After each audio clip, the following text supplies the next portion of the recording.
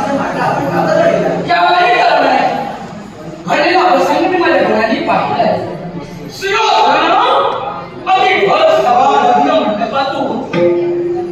हनुमतीच्या हाताला जाऊन फरफटा ओढत घेऊन आला आणि मार्गात केवळ शल्यकडे त्याच्या द्वंद्वातून पडून दिखायला हवे म्हणून तुमचा मी मार्ग स्वकायेचं रक्षण करणं हे प्रत्येक स्त्रीदत्ताचं कर्तव्य आणि माझ्या सखीचं रक्षण करणं ही माझी जबाबदारी आणि म्हणूनच त्यांची नजर चुकवून आम्ही तिथून पलायन गेलो आम्ही आमच्या राज्यावर निघालो पण आपण का मारला त्याला कारण म्हणे मित्र आणि तो मित्र धर्माला साकार करायचा आहे कारण सिंहधनाला मी शब्द दिला भानुमतीचं लग्न होईल ते तुझ्याशी होईल तेव्हा माझी विनंती तुम्हाला असं पलायन माघारी जाण्यापेक्षा ज्या स्वयंवर मंडपातून तिला खरपटा उपलब्धपर्यंत आणलेला मी सन्मानाला तुम्हाला दोघांना घेऊन ठेवा माझा समय का शिवधनाशी मान्य आपण मैत्रीसाठी हे सगळं काही केलं आपल्या मित्राच्या मनात इच्छा जडली म्हणून स्वयंवर मंडपातून त्यांना आमचं हरण केलं पण जर का खरंच त्यांना आम्ही आवडलो असतो ना तर त्यावेळी भानुमतीबद्दल त्यांनी अगोदर राजकर्त्यांना पत्र करायला हवं एवढे सगळे स्वयंवर मंडपात असं काही नृत्य म्हणजे स्वतःच्या तत्वाला कलंक होय आणि इच्छा या दोन प्रकारच्या असतात एक वाईट आणि एक चांगली मी आपल्या मित्राची इच्छा वाईट मुळीच म्हणणार नाही पण जे कृत्य केले ते वाईट होते कारण कुठलीही गोष्ट केव्हाही जबरदस्तीने मिळवता येत नाही आणि स्त्री म्हटल्यानंतर एक काचेचं भांड होय एकदा का त्याला तळाली असेल तर पुन्हा केव्हाही जोडता येत नाही आणि ते स्त्री तत्व भरलेला राजदरबारी तुमच्या युवराजांनी घालविलं हे कितपत तुम्हाला तरी योग्य वाटतंय हो अगदी बरोबर बोलला पण बोलता बोलता म्हणाला स्त्री शिवणे काचेकर भांडले एकदा तळाला की उत्तर जोडता येत नाही मला सांगा स्वयंवर मंडपात निर्णय केलं हिच्यासाठी झगडला सारं प्रतिज्ञा करून हिला घेऊन गेला आता तुमच्या म्हणण्याच्या चारित्र्याला तडा गेला मग तो तडा गेला म्हणून तो स्वीकारतोय त्याच्यात वावतो पण जिथं दोन मनांचं मिलन असतं तिथं स्वीकार असतो इथं एकतर्फी तुमच्या मित्राचं प्रेम आहे तिच्यावर जीव जळलाय अर्थात तिच्यावर अशी कोणती भावना नाही जेणेकरून तिच्या मनाविरुद्ध कुठली इच्छा पूर्ण होणार नाही आणि म्हणून मित्राच्या वतीनं तुम्ही भांडा मला मान्य आहे पण सत्य काय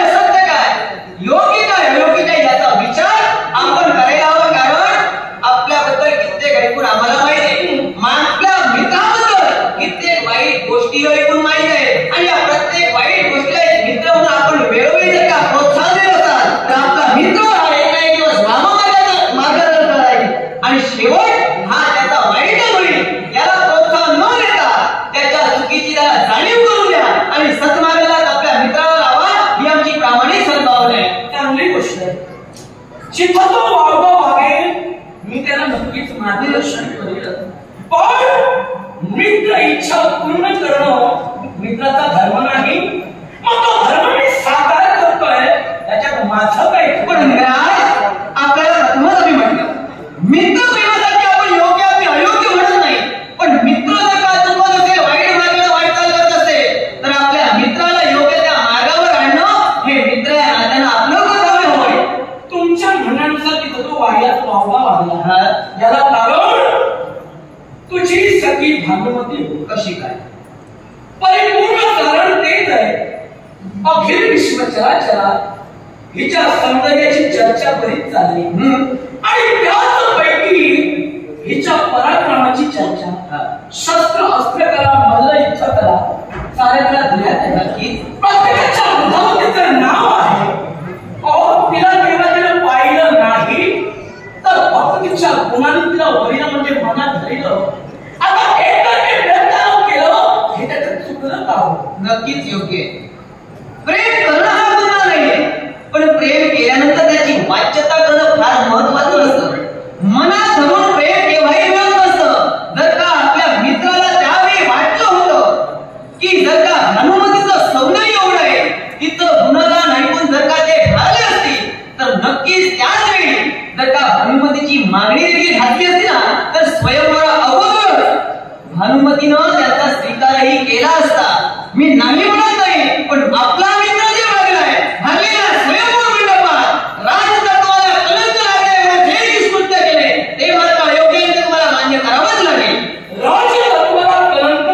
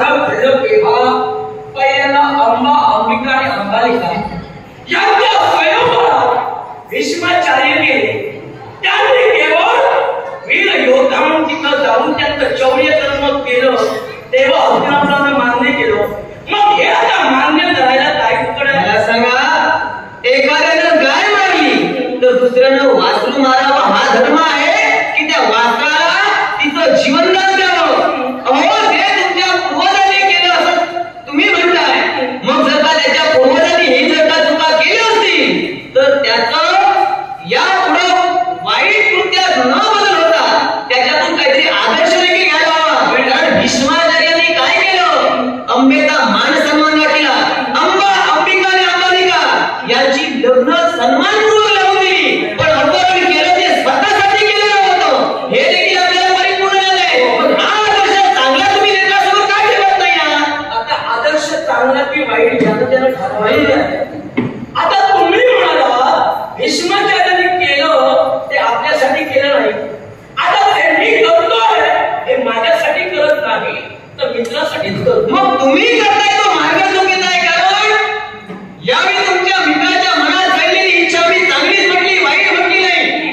भानुमतीच्या मनातही